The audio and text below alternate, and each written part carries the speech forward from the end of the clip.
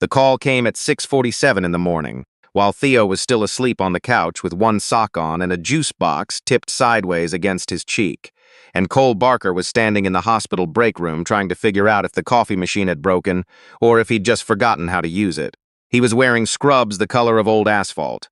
His badge said Facilities, Environmental Services, the long name they gave to the people who cleaned things so the doctors didn't have to think about what happened between patients. He'd been there since 4. He'd be there until noon. Then he'd pick up Theo from school, stop at the pharmacy for the inhaler refill, make dinner from whatever hadn't expired yet, and read one chapter of whichever book Theo had decided was the most important thing in the world that week. That was the shape of his life now, and most days he didn't mind the shape. The break room TV was on low, some morning news segment about Hargrove Medical Center's financial review, the kind of story that played in the background of hospital break rooms across the country without anyone really watching. Cole glanced at it once. He knew the name. Hargrove was where he worked. Had worked for 3 years, since moving back to Cincinnati after Claire died and the world he'd built in Chicago stopped making sense without her in it. He finally got the machine to cooperate, poured a cup that was more hot water than coffee, and started back toward his cart. He was halfway down the corridor on the 3rd floor, orthopedics, quiet in the early hours, when he saw the woman from administration walking too fast in the wrong direction, heels sharp against the linoleum, papers tucked under both arms, face tight with the kind of controlled panic that people in expensive blazers tried to keep invisible. She turned the corner and a single page slipped loose from the stack, drifted sideways, and landed near the baseboard 2 feet from Cole's cart. He bent to pick it up, intending to call after her. She was already gone. He held the page for 1 second, too. His eyes moved across the numbers the way they always had. Not deliberately, not carefully, just the way some people couldn't look at a word without reading it. The way his brain had always worked, pulling patterns out of noise before he'd even decided to pay attention. There was a number near the bottom of the page that stopped him. Not wrong, exactly. Not at first glance. But carrying a weight it shouldn't carry, referencing a cost structure that Cole knew. The way you know something is off about a familiar room before you can name what changed. Reference to facility line that had been renegotiated 14 months ago. He stood in the hallway for a long moment, the page in his hand, the coffee going cold again. Then he folded it carefully, set it on top of his cart, and pushed the cart toward the elevator. The administrative offices were on the 7th floor.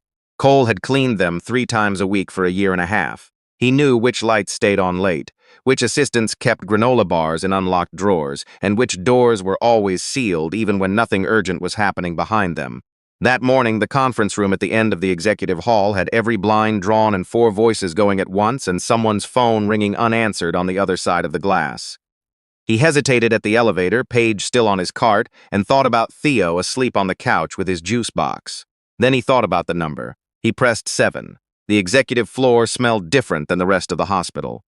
Not cleaner, Cole kept everything clean, but quieter in a deliberate way, like the air itself had been asked to behave. The carpet was thicker. The chairs in the waiting area were not plastic. The woman at the front desk looked up when the elevator opened and registered the scrubs and the cart with an expression that was professionally neutral and personally skeptical. Cole nodded at her. "I need to return something to Dr. Hargrove's office." The woman, her nameplate said Sandra, glanced at the cart. "She's in a closed meeting." "I know," Cole said, "but I think it belongs there." He held up the page. Sandra looked at it, looked at him, looked at the page again. "Wait here," she said. She was back in less than 2 minutes, expression no longer neutral. "She'll see you for a moment." The conference room was the kind of space that made you immediately aware of your own posture. Long glass table, 8 chairs, screens on 2 walls showing spreadsheets and projection models. There were 5 people in the room. Cole recognized Dr. Margaret Hargrove from her photograph on the hospital's annual report. He'd cleaned the frame that held it on the 4th floor lobby wall for 2 years. She was smaller in person, 60s, silver hair cut bluntly, the kind of face that had stopped performing patients decades ago and didn't miss it. Beside her sat a man in a charcoal suit with the relaxed posture of someone who controlled rooms for a living. His name tag said Raymond Stull, and Cole didn't need a name tag to know the type, the CFO, the one with the numbers. The one the numbers answered to. 2 other executives Cole didn't know. A younger woman with a laptop who was probably legal or finance, and a man near the window who was watching Cole with the specific stillness of someone deciding whether to be amused or annoyed. "You found one of our documents," Dr. Hargrove said. "It wasn't a question. It slipped in the corridor," Cole said. He put the page on the table. "I came to bring it back." Raymond Stull reached for it immediately, the way you reach for something that belongs to you without asking. Thank you. He pulled it toward himself. Sandra can validate your time if there's any inconvenience. There's an error in the depreciation figure, Cole said. The room changed temperature. Stull looked up slowly. The younger woman's fingers stopped moving on her keyboard. I'm sorry, Dr. Hargrove said. Cole pointed to the line near the bottom of the page, his finger stopping an inch short of the paper, respecting the document's space. The shared imaging equipment depreciation, it's calculated against the original lease structure, but that lease was renegotiated in the fall of last year. The new terms reduced the annual depreciation base by roughly $2.3 million. This figure doesn't account for that. Stull's expression shifted through several things quickly. Irritation, dismissal, something harder to name. That's a significant claim to make about documents you weren't supposed to see. I'm sorry, but the number didn't feel right. But the number didn't feel right, Stull repeated. The man by the window uncrossed his arms. Something in his posture changed, Doctor. Hargrove looked at Cole with the particular attention of someone who had spent decades distinguishing between people who talked and people who knew things. What's your name? Cole Barker. I'm on the facilities team. Third floor mostly, and you know the details of our equipment lease negotiations. No, Cole said. I know the number on that page is tied to the wrong year. The room was quiet long enough that Cole could hear the ventilation system cycling through its rhythm. Then the younger woman, she hadn't introduced herself, turned her laptop slightly and typed something. Stull said, "This is a high-stakes financial review, we don't." Let him finish, Dr. Hargrove said. It was said quietly. It landed like something much larger. Cole took a breath. If the depreciation base is wrong, the net asset valuation it feeds into is also wrong. And if that flows into your solvency calculation the way I think it does based on the structure of this page, you might be misrepresenting your liquidity position by a material amount. I don't know what decisions you're making this morning, but if they're based on these figures— They are, said the man by the window. Everyone looked at him. Adrian Lowe, he said, almost to Cole. I'm the board chair. He looked at Dr. Hargrove. Margaret. She was already looking at the younger woman. Rebecca. Check the imaging lease amendment from Q4 of last year. Cross-reference it against the depreciation schedule in the current solvency model. Rebecca's fingers moved. Stull said something about procedure. Dr. Hargrove didn't look at him. The room waited. It took 4 minutes. Cole counted them without meaning to. Stull filled the silence with 2 more procedural objections and 1 comment about the sensitivity of the documents Cole had seen. The man by the window, Adrian Lowe, board chair, said nothing at all. He just watched the door like someone who had learned that patience was the most expensive thing you could spend. Rebecca stopped typing. The lease was amended October 14th, she said carefully. The depreciation base in the current model is still drawing from the original structure. No one spoke. Then, by how much? Dr. Hargrove asked. Rebecca ran it again.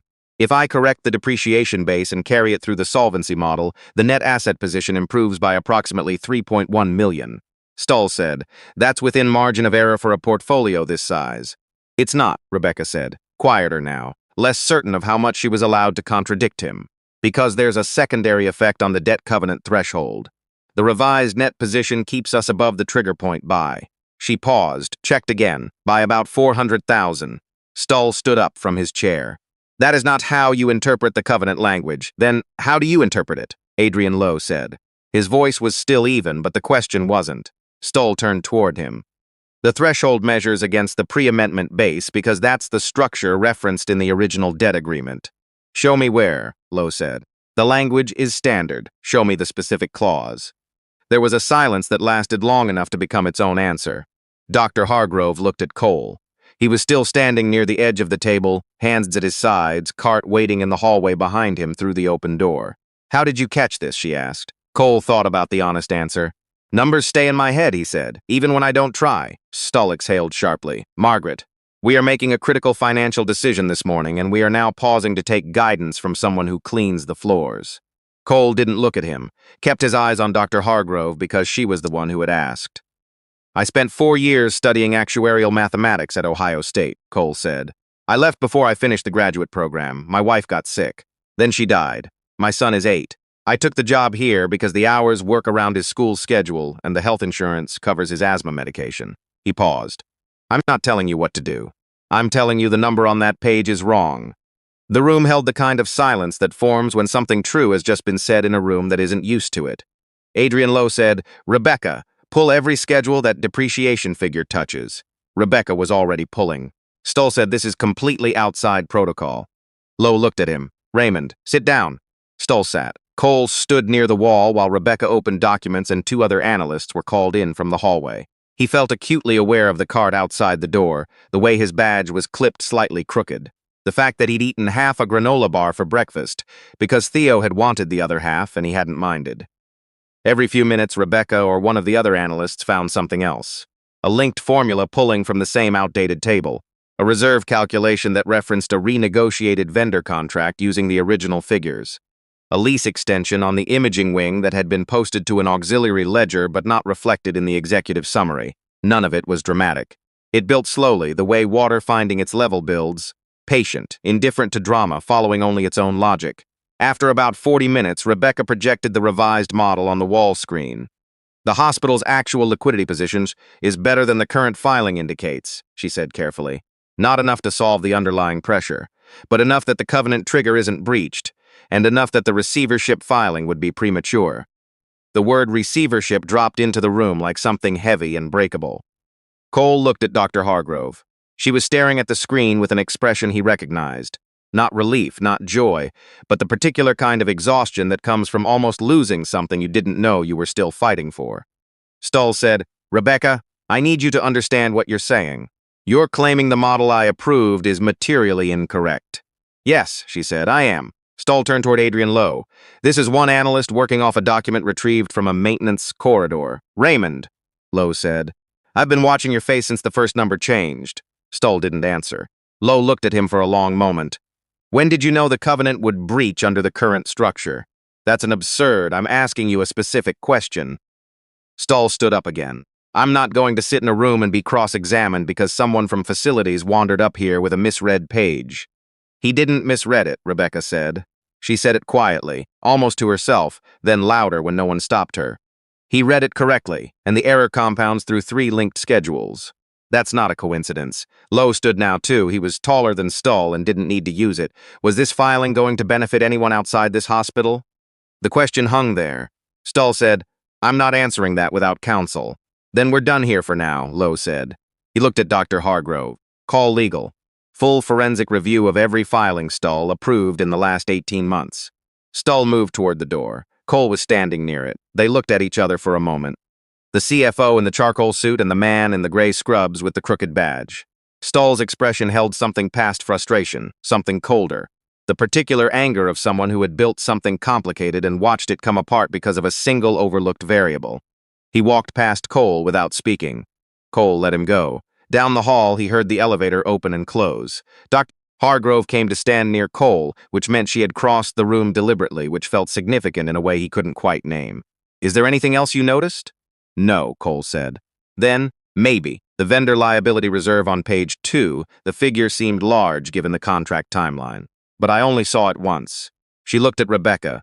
"I'll check it," Rebecca said. Dr. Hargrove looked back at Cole. She studied his face the way she probably studied imaging results, not looking for what she hoped to see, but for what was actually there.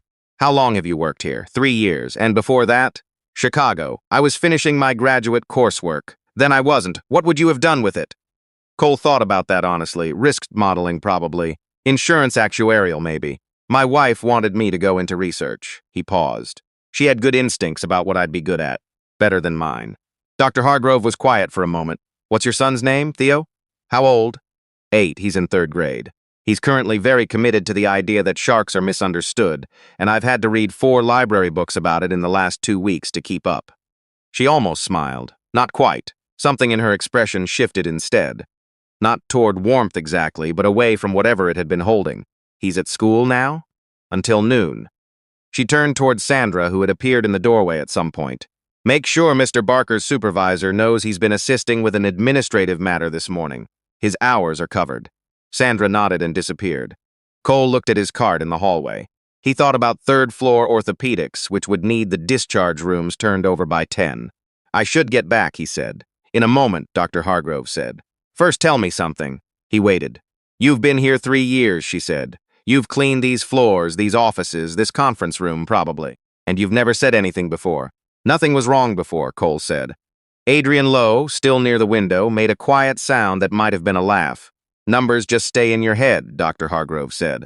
Yes, ma'am, even numbers on pages that land near your cart. I didn't mean to see it, I know, she said. That's what I find most interesting. She walked back to the table and sat, and Rebecca was already pulling the vendor liability line, and the morning continued without Cole in it, which was how these things usually went. He was at the elevator when Adrian Lowe caught up to him. Lowe didn't say anything immediately. He stood beside Cole and looked at the elevator doors the way people look at things when they're thinking about something else. You know what Raymond Stoll's plan was, Lowe said finally. It wasn't a question.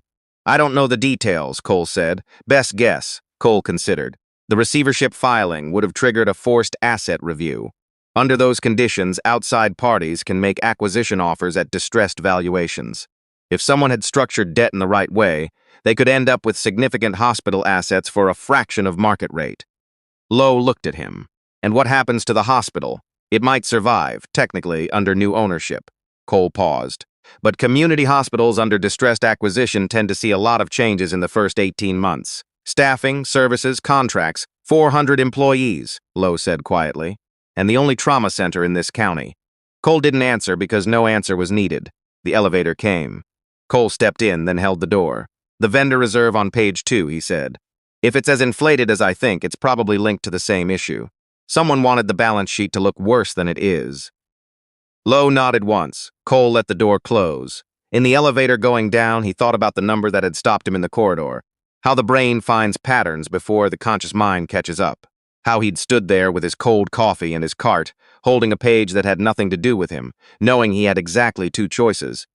He thought about a morning 3 years ago, the last week in Chicago, when he'd been working a contract risk model for a logistics firm, and Theo had fallen asleep under his desk.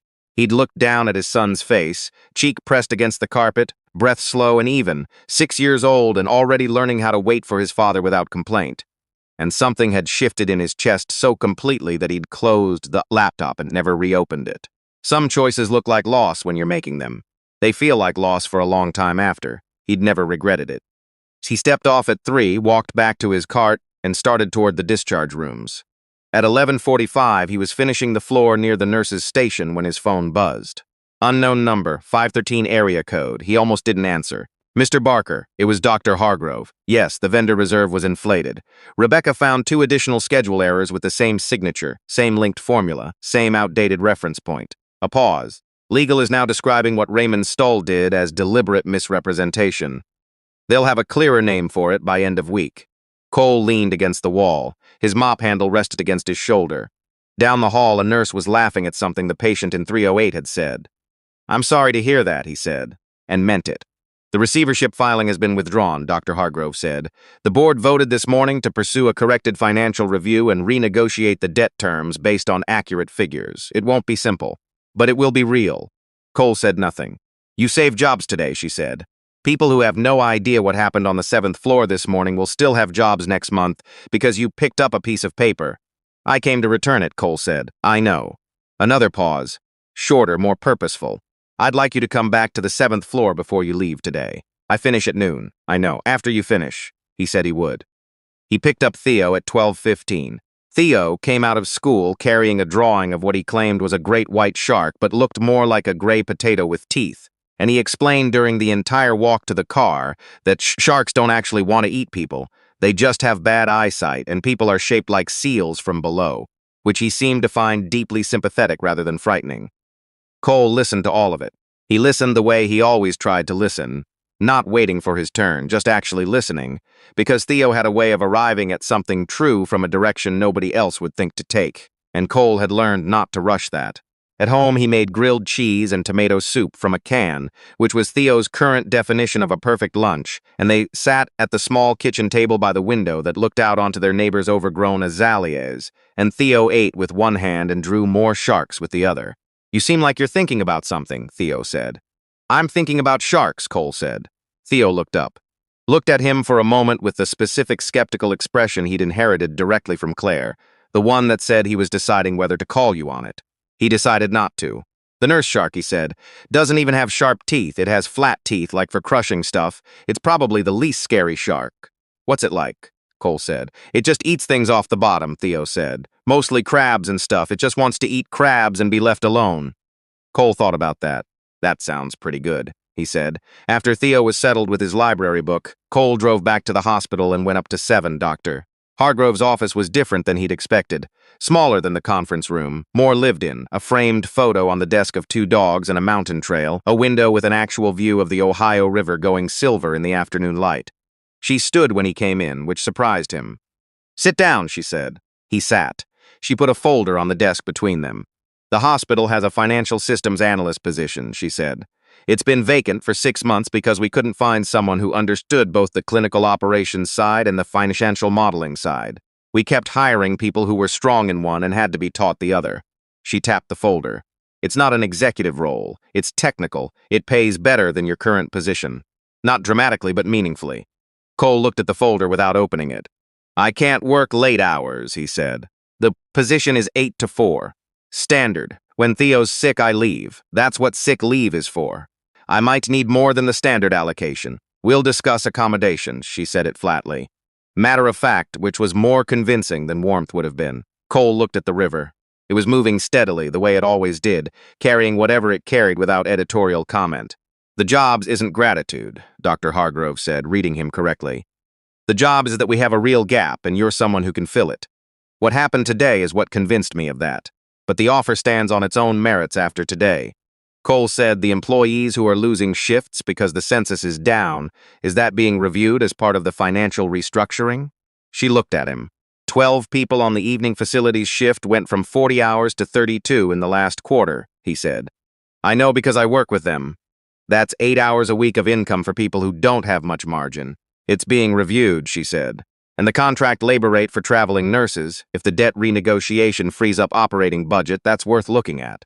Permanent staff cost less over time, and Mr. Barker." He stopped. "Take the job," she said, "and you can raise those things in your first week." He looked at her. She didn't look like someone making a promise she'd walk back later. She looked tired in the specific way that honest people look tired. From the work itself, not from managing appearances. He opened the folder. He read it once, the way he read everything. Not to confirm what he expected, but to find what was actually there. "My son needs to know the schedule isn't going to change on him without warning," Cole said. "Understandable, and there's a pharmacy pickup on Thursdays that I cannot miss. Then you don't miss it." He closed the folder, left his hand on it for a moment. "I'll need a few days," he said. "Take the weekend." He nodded, stood. Then he paused in a way that wasn't quite hesitation, more like something needing to be said finding its way out. "When I came up here this morning," he said, "I wasn't sure I'd done the right thing. It felt like overstepping." "It was," Dr. Hargrove said. "It was also correct." He took the folder with him. Outside, the October air had turned sharp since morning. He sat in his car for a moment before starting it, the folder on the passenger seat, the hospital rising gray and familiar behind him. He thought about all the mornings he'd pushed his cart through those corridors, listening to the building breathe around him. The PA announcements, the elevator bells, the sound of wheels on linoleum that you eventually stopped hearing because it became the texture of ordinary time. He'd believed in a quiet way he'd never said out loud that the version of him who knew what to do with numbers had stayed behind in Chicago when he drove away with Theo asleep in his car seat and 2 suitcases in the back, that he'd traded one self for another, and the math part, the part that had made Claire lean over in the car once and say, "I think you might actually be a little bit brilliant, Cole." That part had been the cost of the trade. It turned out he'd been carrying it the whole time. He started the car and pulled out of the parking structure into the gray afternoon, thinking about how he'd explain the day to Theo, which was complicated by the fact that he'd have to start with the concept of a CFO, then work backward from there. He thought maybe he'd skip the CFO and just say he'd helped someone at work today. Theo would ask how. He'd say he noticed something. Theo would accept that because Theo understood noticing things. He'd spent 2 weeks noticing sharks. At the corner of Vine and 5th, Cole stopped at a red light and looked out the windshield at nothing in particular. A woman walked past with a coffee that steamed in the cold. A bus passed going north. The light stayed red longer than made sense. He thought about Claire. Not with pain, not the way he'd had to think about her in the first year, but the gentler way that had slowly become possible. The way she'd laughed when he'd solved a puzzle she'd thought was hard. The way she'd known, before he did, that the numbers were the thing he loved. She would have had something to say about today, something specific and probably accurate and a little bit funny. He wished he could hear it. The light turned green. Cole drove toward home, where Theo was probably drawing sharks and waiting with the particular patience of a child who had learned that his father always came back. He always came back.